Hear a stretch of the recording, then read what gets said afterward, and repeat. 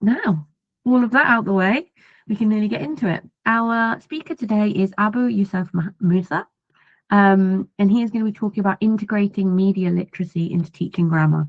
If you've heard some of the discussion at previous sessions, media literacy is something that's come up a lot already. So I think it's really important to dive into that. I'm very curious about how I can include more media literacy in my lessons because it's something I worry about a lot. I think in this AI age, media literacy is becoming more and more important. A little bit about Abu. He is a lecturer at the Department of English at Metropolitan University, Bangladesh. He holds an MA TESOL and a BA ESOL from the Institute of Modern Languages at the University of Dhaka. Beyond teaching in linguistics and second language acquisition, he serves as a department coordinator and assistant proctor. He's an active researcher and he has published English for the hospitality industry and presented at numerous national and international conferences. So this will be another one under his belt. Abu, are you ready? Yes. Am I audible enough? Yeah, you sound great. I will stop sharing my screen and you can take over. Thank you, Mrs. Reed. Please ignore the loud that noises are coming from outside. I'm middle of a place where lots of activity are happening, so please ignore that.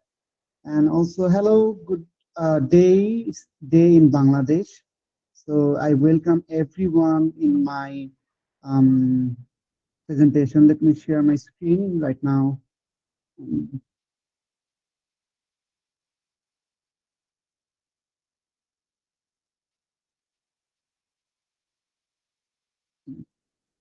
Is my screen visible? Yes, it looks Okay, great. okay, all right. Thank you so much. Hello once again. This is my first international conference, so I'm a bit nervous. So let's hope for the best. Okay. So today my topic is integrating media literacy in teaching grammar. Although I didn't add identifying and removing bias in my title, but now I'm interested to add a little bit about my title. Yeah, thank you so much. So before starting my today's workshop, I'd like to hear some comments and some participation from my lovely audience. So since my today's workshop is on media literacy, I want to hear what is your primary source of news? Can I have some responses in chat box? Where do you get news and information about national and international events?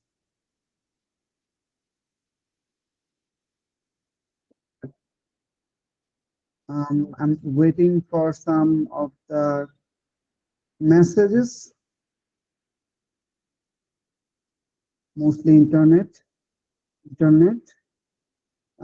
If you would be more specific, like newspaper or YouTube or electric newspaper or printed newspaper, online news sites, um, listening to Andrew Shacks, MSN News, podcast.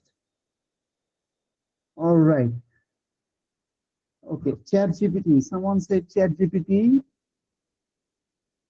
All right. Thank you so much. Um, how often do you rely on Facebook to get news? Really? Facebook or Twitter? Never. Someone said never. Jennifer. Great. All right. Facebook. No. All right. So we have Threads and Twitter. Okay. All right. Thank you so much, lovely audience. So I just wanted to know how you are related to media because we don't have that much time right now to spend a lot of time to read newspapers. Sometimes we rely on secondary news portals such as YouTube channels, podcasts, etc. So news plays an important role in our teaching. So I have just one last question. Have you ever used a newspaper or any media to teach language, to be more specific, teach grammar? Like, have you ever used newspaper texts to teach your students about grammar? Okay, Sally said yes. Ellen Institute is saying yes. And hmm, okay, to teach language, you have used newspapers and media as well. Thank you. Thank you so much. Uh, Maybe you taught grammar without unknowingly to give them more better exposure because media is one of the authentic sources of input, right? And we know that the more we give authentic input to the students, the more they become proficient and then get familiar with that sort of communication, right? So my today's objective of this workshop are to identify grammatical features that creates bias in us, and also we will analyze some media text, although I didn't collect any real media text because that would may that would create controversy. So I did not use any authentic newspaper, but they are more related to that. And if you just match with the real world newspapers, you can match them. So we will analyze media text through grammar lens and try to design simple grammatical activities using real world media. And also we will promote neutral and balanced language use in class. We will discover how teacher can play a critical role in teaching students media literacy as well as grammar. So what is media actually? So it's a primary source of information to get daily updates ranging from traditional outlets like newspaper and digital and social media platforms as well. So there are two types of media. One we call mass media, which categorizes TV channels and newspapers, and then there are some social media platforms as well. So both are considered as a source of information or media. Now, what is media literacy actually? So, according to UNESCO, it is a set of competency, to access, retrieve, understand, evaluate, and use, as well as create and share the information using various tools in critical and ethical effective way.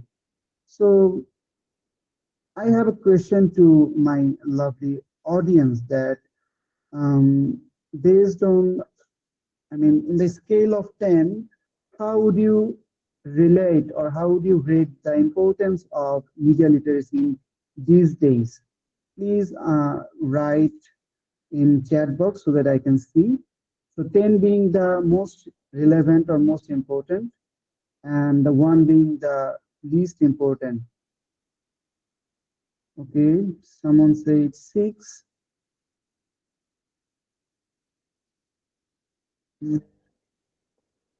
8, I don't know, 7, 4, 5.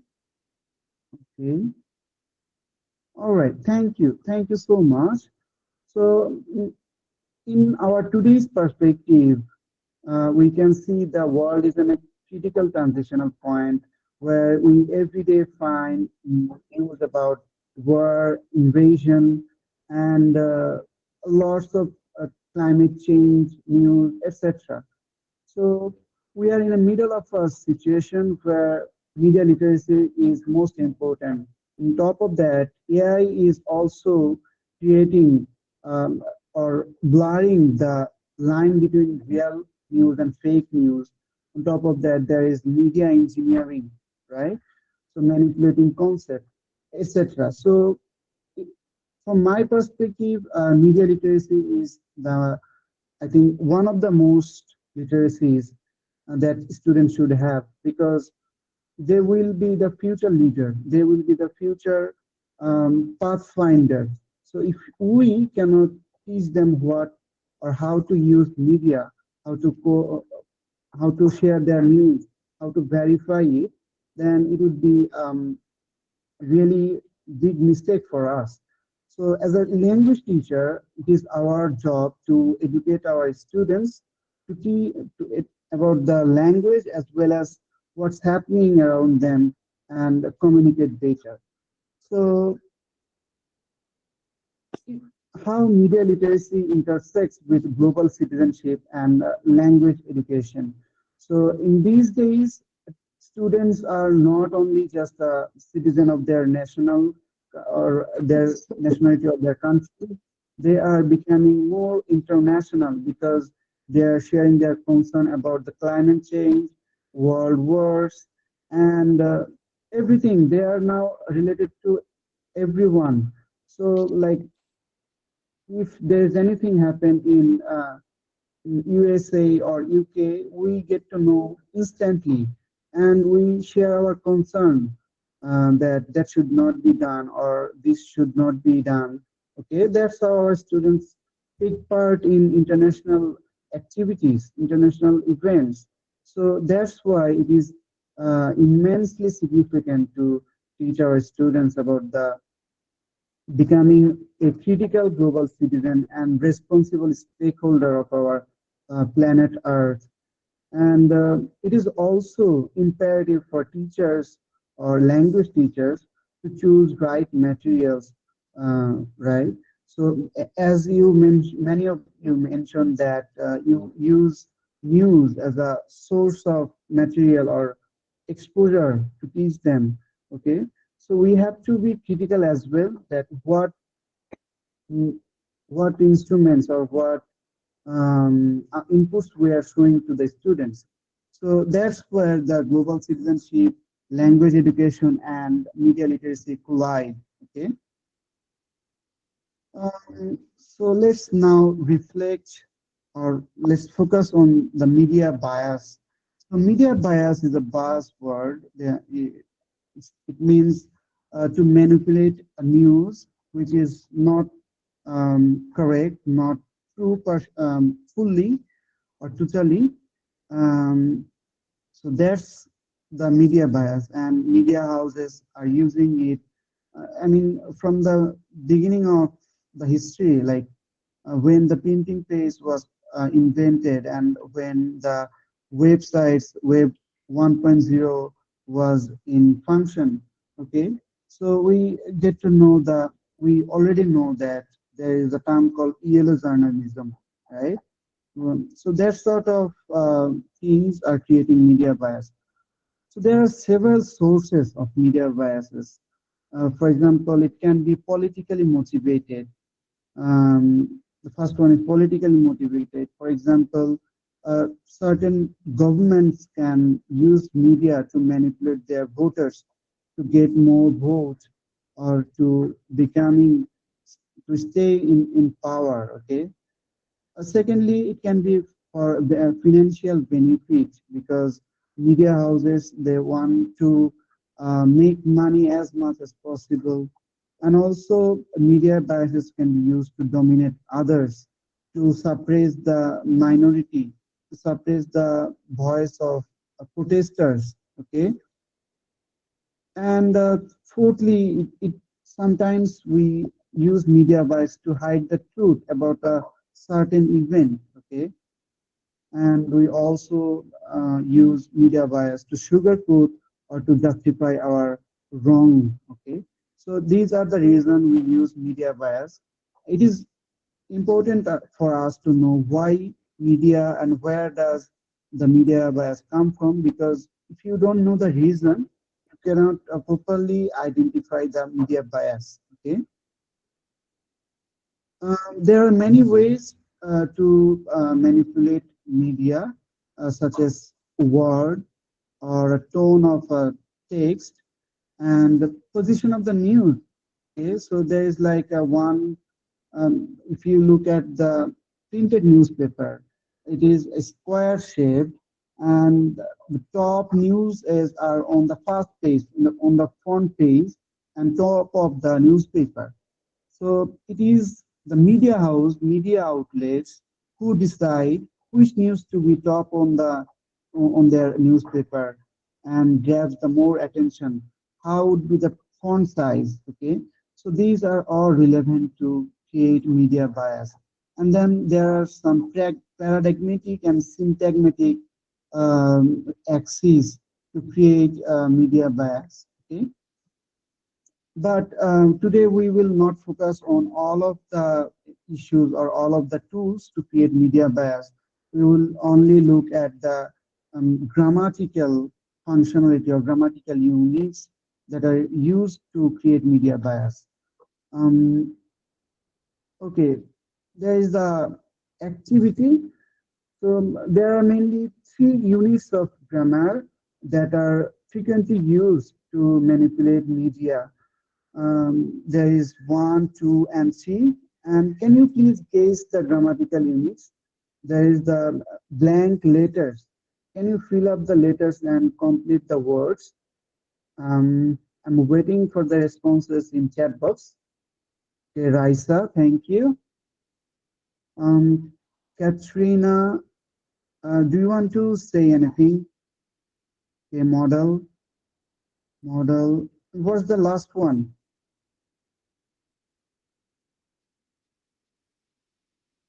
Okay, the first one is active and passive voice. Thank you so much. The second one is modal verbs. What's the last?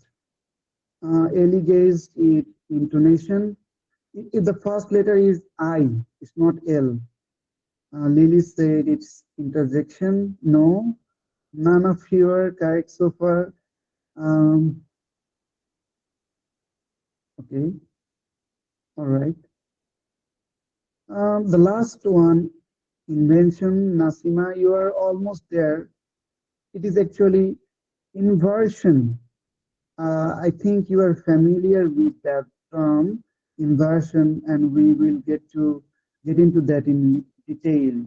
Okay, thank you. Thank you so much. So now we will see how voice, okay, how voice is used to manipulate or to engineer news. Okay, so I have another task for you. Sorry, I designed my workshop with lots of activity, interactive activity.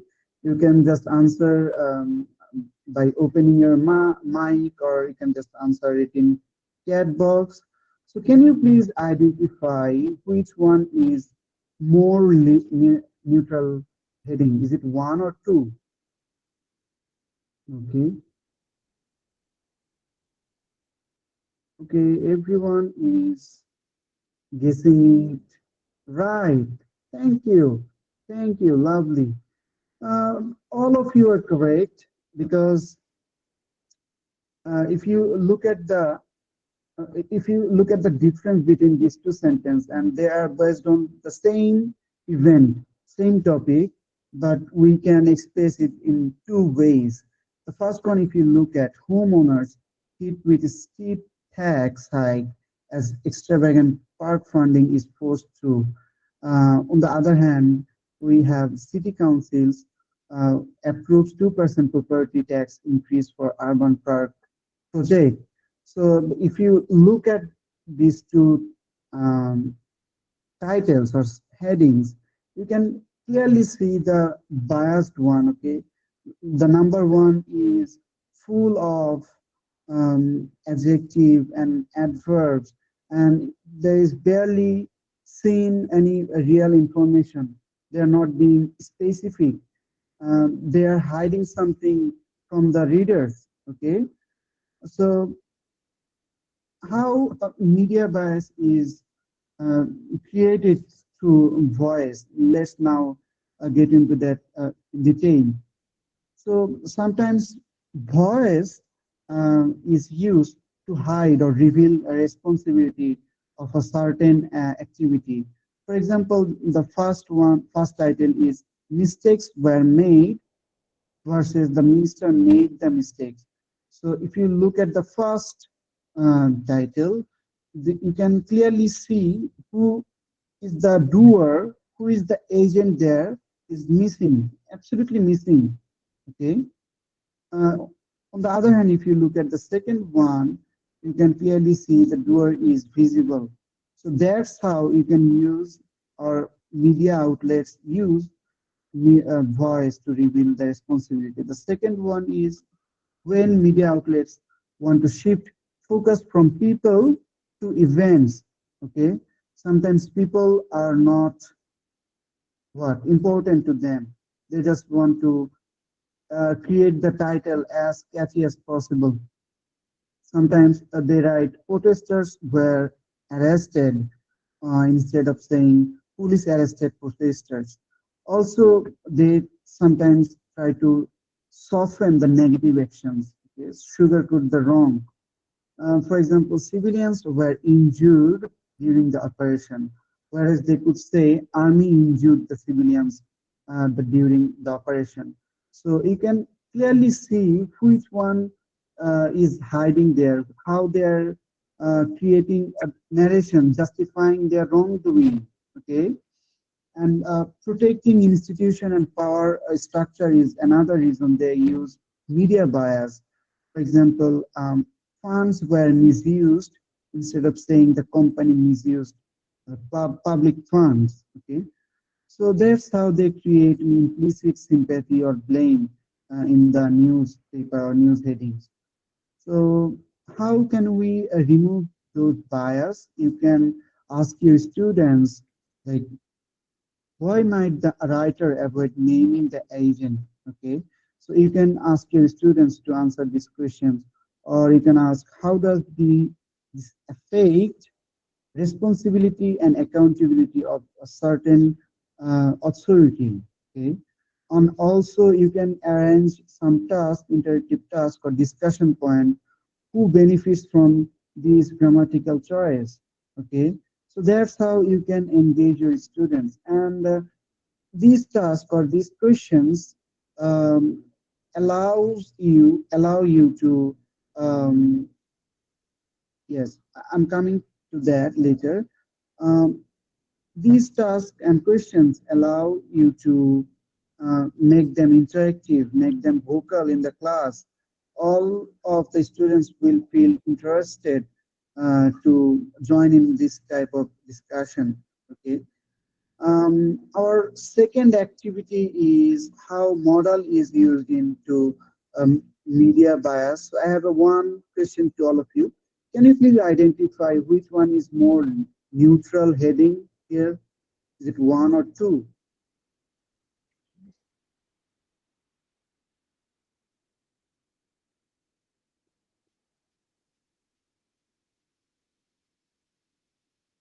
Mhm. Okay. All right. Thank you so much. Thank you. Thanks for your participation. You guessed it right because the first, if you look at the first heading, new city tax could fund local infrastructure project, which is the more neutral rather than its struggling families must pay more to fix city hall's budget gap. Okay, so you can see that how one single word or one modal verb can change the meaning. Okay, so models can be used in many ways to create bias in media. For example, to express certainty versus uncertainty. So you can use will or may to express the certainty or uncertainty. For example, the policy will cause economic yes, thank you. The policy will cause economic collapse versus the policy may cause the economic challenge. So the first, uh, the first one is becoming more certainty, giving us signal that the collapse will definitely or more likely to happen, whereas they could make it more neutral by using the moral verb may. Okay. Um, Also, they want to impose the obligation or moral judgment by using certain modal verbs. For example, the government is expected to take responsibility for the crisis, versus they could say the government must take responsibility for the crisis. So here you can clearly see the is expected is is reducing the obligation on the government to take the responsibility, right?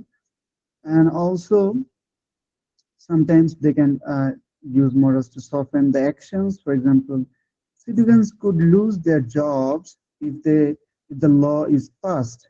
Okay, whereas they could say some citizens may lose their jobs if the law is passed.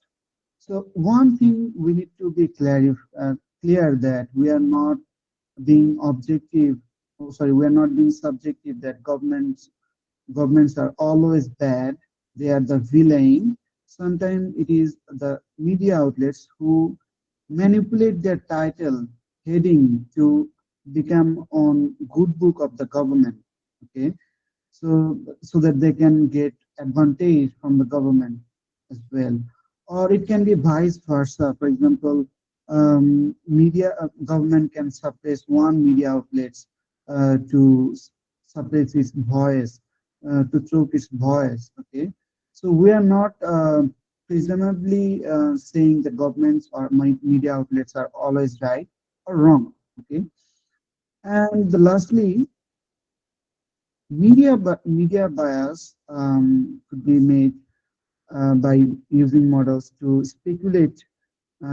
speculation to present as likely truth. For example, the suspect must have planned the attack, whereas they could say company misused public funds. Sorry, the sentence is should not be there. It's a mistake. So I'm skipping this part, but I'm sure we can clearly see that the media outlets should not give a verdict before it is proven by the jury or in court. Okay, but media outlets do it often to get the support of the victim or to lose the support of victim. So how you can remove this kind of bias? So you can ask your students, what does will suggest here? Will is one kind of model here I'm referring to. Or you can ask your students, is this a fact or prediction? You can do it in pair work, or you can give them writing task based on it. Also, you can tell them to rewrite the sentence neutrally. Okay. So our third and last activity of the today's workshop is to inversion. Okay. So inversion refers to using certain words in front of the sentence to get the more attention to of it. Okay. So can you please identify the more neutral headings again among two, one or two?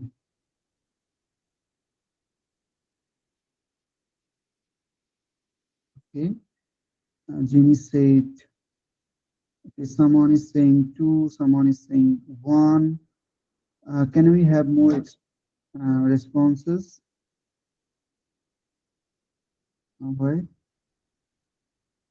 One and two. I think the audience is divided into, okay, someone is saying none of it are neutral. Okay, thank you so much, dear audience. The actual answer of this activity is the first one is the biased heading, and the second one is more neutral because if you look at the word only then did the government act, it is referring to when the government acted on it, whereas they could say government acted only after that. Okay, so we will now look at why do they use inversion. Okay, so they use inversion to strengthen the drama or to grab more attention by making it clickbait. Okay, for example, rarely have citizens seen such chaos. Instead of saying that citizens have rarely seen such chaos.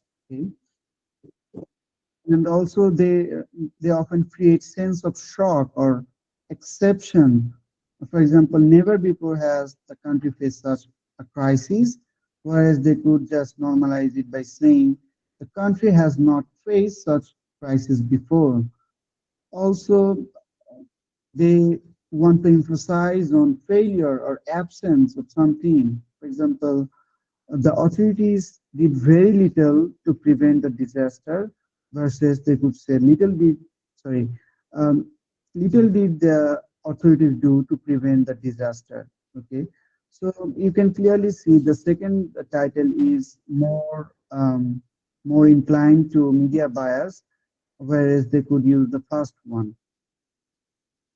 Sometimes they also use to make the headlines true or to make the opinion like fact as a fact, such as gone days are the days of honest leadership, whereas they could say that some critics, sorry, some spelling mistake, some critics argue that honest leadership is declining.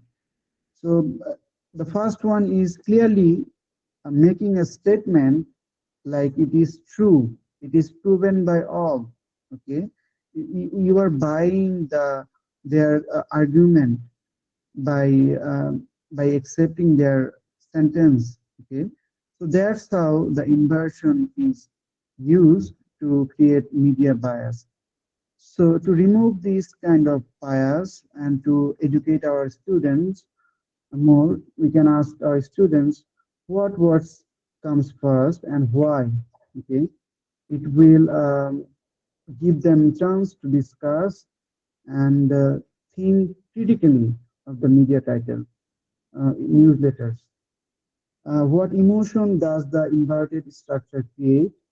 Is there any certain kind of emotion that are engaged in this kind of uh, uh, headlines? And how would the meaning change in normal word order?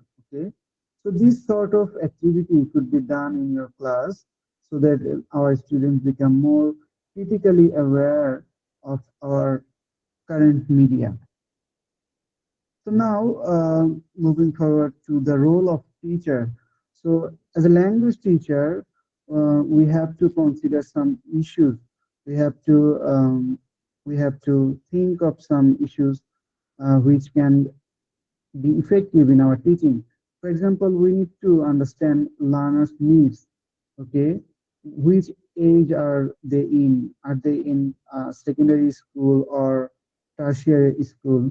So, as I'm a teacher of tertiary level, I teach students English language at tertiary level. So, I it is very much relevant to my student group because they are almost teenager and they have free access to all sorts of media, and we also have to consider what background are they from, because if you don't want to be in a position where you heard their sentiment about the religion or some of the belief. Okay, so you have to know your um, learners very well before choosing a text from your newspaper or to design your materials to teach them um, grammar critically. Okay, and of course we have to introduce inductive grammar teaching approach. where a student will be able to find the pattern from a vast uh, linguistic input. It can be a text, it can be a video. Okay, so we have to adapt that approach. And also, when we choose material, we have to be very objective. Okay, we cannot put our emotion, we cannot put our partiality or bias. Okay, so we have to choose the material very objectively. So our goal is to educate our students, not to push our ideology in them. Okay, and we have to engage them in real life tasks as much as possible. For example, we can assign our students to analyze some media news and to see whether they are able to identify them, whether they are critically they are learned or not. Okay. Um, I will conclude my workshop today here. So after discussing all of it, we can say that grammar choices shape the meaning and perspective, and media bias is often hidden in grammatical structures. We cannot ignore that.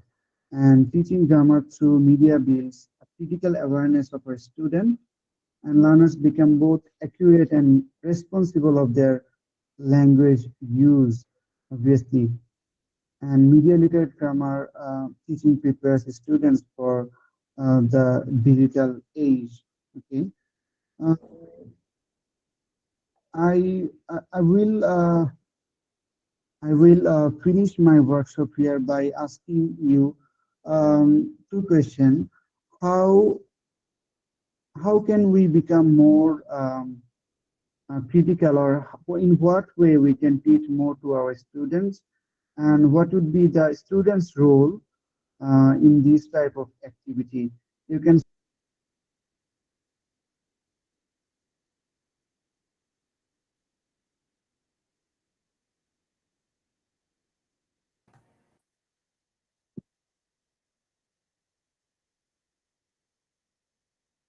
Is Abby frozen for everyone, or is it my connection? Jennifer's saying yes. Let's Oh, give him a second.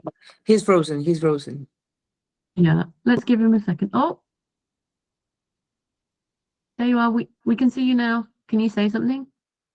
Okay. Hello. Am I audible again? There. Yeah, you are. Okay. The electricity is gone. Thank you so much for being so much supportive towards me. So, yes, I was asking you in what way we can teach grammar in more critically, and what would be the role of our students? Can I have some responses from audience? And also, if you have any question, you can ask me as well. Um,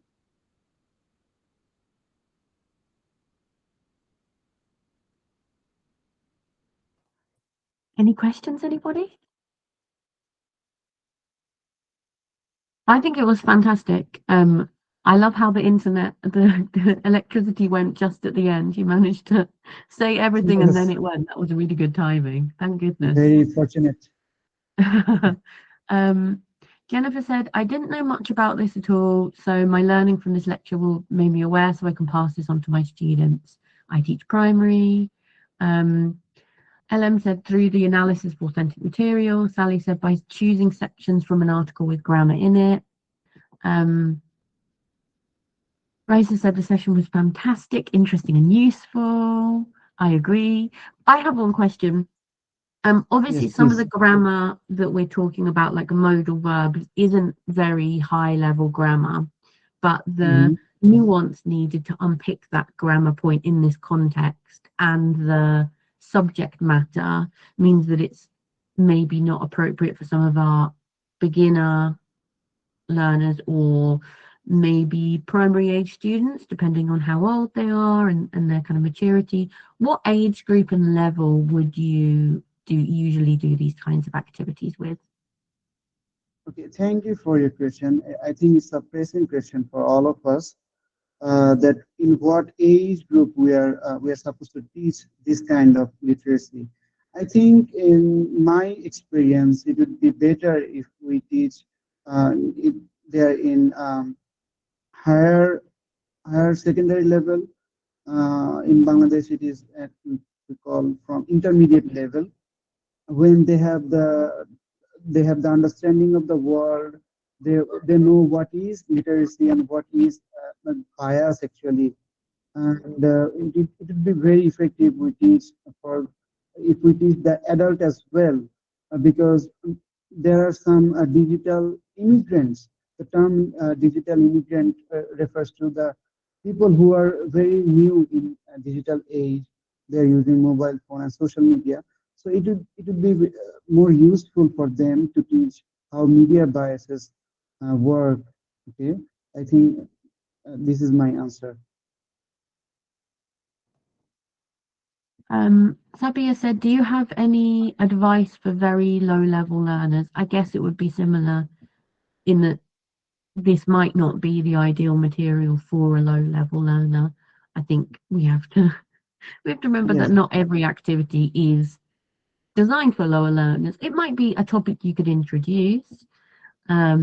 I think. Do you have any thoughts, Abu, on if you could adapt this for lower levels? Um, I don't think it would be appropriate to teach our students who are in. I mean, are you indicating low level the linguistic proficiency or the age group,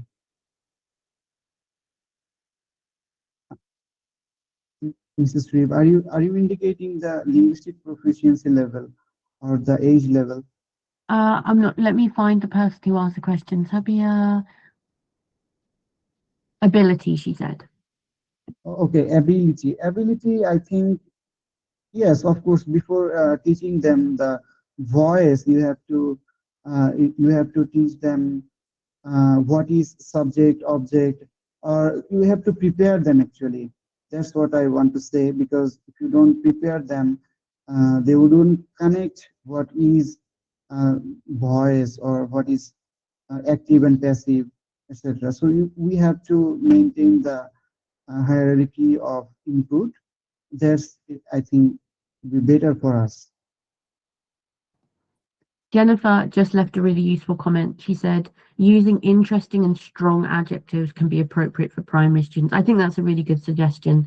Trying to introduce the concept of media literacy, but maybe using some lower level grammar like adjectives, um, intensifies like very extremely. They could also be really interesting to introduce because they're kind of a lower level appropriate. Okay.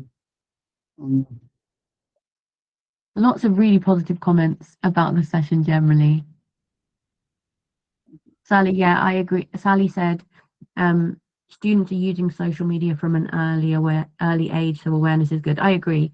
I don't think that you need to necessarily teach media literacy to engage your students in a discussion about media more broadly and using things like social media, right? I think for younger learners, having discussions about social media and why it might be good, why it might be bad, they can be great topics.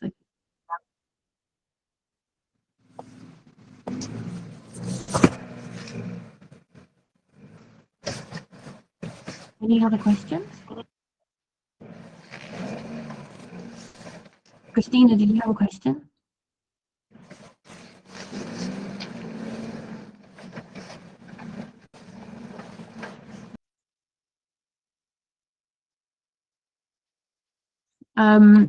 Yogi says, how do grammatical choices in media text influence the information as perceived as credible, biased, or manipulative?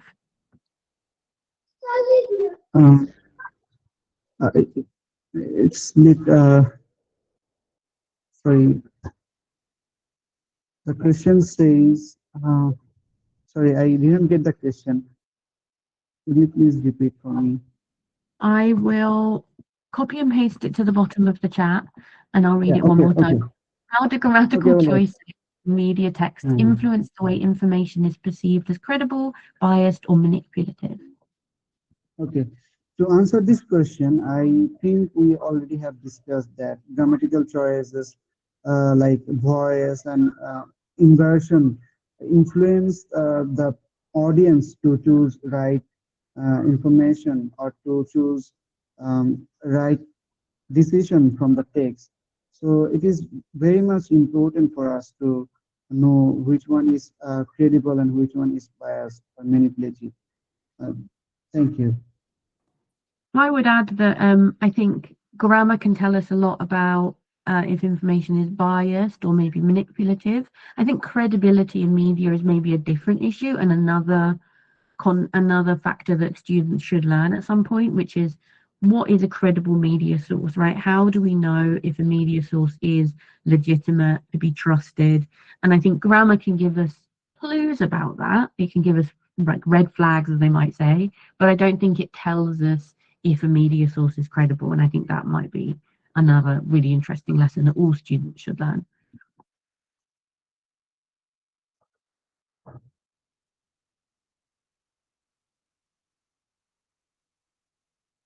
Lily says, how could we best practice the integration of digital media literacy with caption material? I'm not quite sure if I understand the question. Yeah, and as well. Like, could How you could explain a bit what you mean by caption material?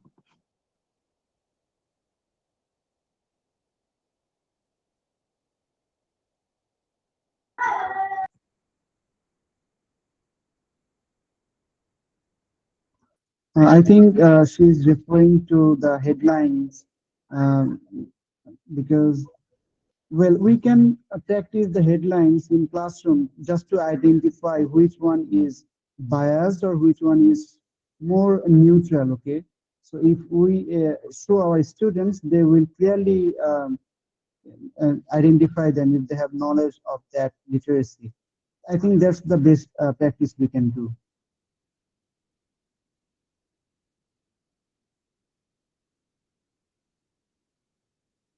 Awesome. Do we have any other questions? Okay. Yulia has very kindly added to the chat the free pack of resources you can receive from Twinkl.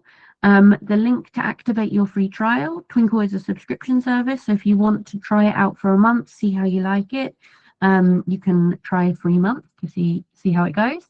The link to find all of our ESL materials.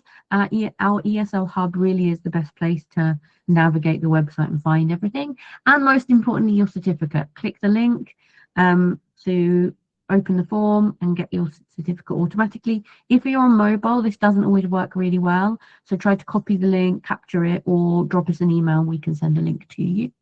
And I wanted to remind everyone about our sketchnoting competition. On Monday, we had a fantastic session from Emily Bryson, all about how to create your own visual sketch notes of ideas. It was amazing. If you didn't catch it, you can see it on YouTube. I've sent the link in all the conference emails today, but you can also see it on our YouTube channel. Follow her session, learn about sketchnoting, and then we're running a competition. So if you create your own sketch note, add it to social media, LinkedIn or Instagram, tag us, use the conference hashtag. We're going to be choosing our favorite sketch notes to win 3 months of Twinkl, and we'll be picking 3 winners. So watch Emily's session, create your own sketch note, put it on social media, and you're in with a chance to win 3 months of Twinkl. Our next session today is me, going to be talking more about Twinkl and what we do and why global citizenship is really important to us. It's going to be quite an informal, short session. So come along, enjoy. Hopefully we have lots of time to chat. And thank you to Abu. That was a fantastic session. Another really practical, hands-on session. I love sessions where I can be inspired by an idea, but also leave with concrete activities and concrete things that I can do in my lesson. So I think that was awesome. Thank you so much, Mrs. Sri, for giving me the opportunity because I was really skeptical whether my abstract will be accepted or not. But finally, it's like dream come true for a moment for me. Thank you so much, and I will surely try to engage with Twinkl as much as possible and share the information about it. Thank you so much. Love it. I hope to see you at the next conference.